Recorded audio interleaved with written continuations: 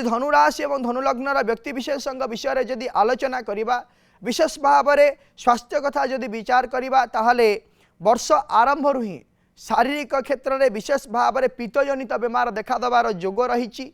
एवं आर्थिक कथा को जदि विचार करवा निजर जमीबाड़ी को विक्रय करी किंबा कौन प्रकार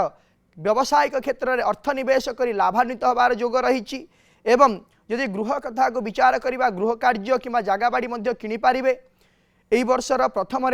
अनेक शुभ संवाद आपण मानक मिलबार जोग रही। जदि व्यावसायिक क्षेत्र को आम विचार करवा ताले वर्ष आरंभ आपण उचित व्यवसाय क्षेत्र में आगक बढ़े किंतु वर्षर मध्य भाग में व्यवसाय को नहीं विभिन्न प्रकार समस्या आसबार जोग रही। जदि विवाह जनित विषय को विचार करवा धनुराशि और धनुलग्नर व्यक्तिविशेष माने एई वर्षर आरंभ ही वैवाहिक कार्य संपादन होबार जोग रही किंतु मध्य भाग में वैवाहिक कार्य कौन प्रकार संपादन होबार जोग नहीं एवं पुनर्बार शेष मुहूर्त बा वर्षर शेष भाग में रही। जदि कर्म क्षेत्र को आम विचार करवा यही वर्षर आरंभ आप उचित कर्म प्राप्त करेंगे किंबा जदि कर्म क्षेत्र नियोजित अच्छा पदोन्नतिर जोग रही। जदि विवादीय समस्या को देखा ताले विशेष भाव में आपण पारिवारिक क्षेत्र को नहीं विशेष भाव में विवादीय परिस्थिति सृष्टि होबार जोग रही किंबा पैतृक संपत्ति को नहीं विवादीय परिस्थिति सृष्टि होबार जोग रही। विशेष भाव में धनुराशि और धनुलग्नर व्यक्ति विशेष माने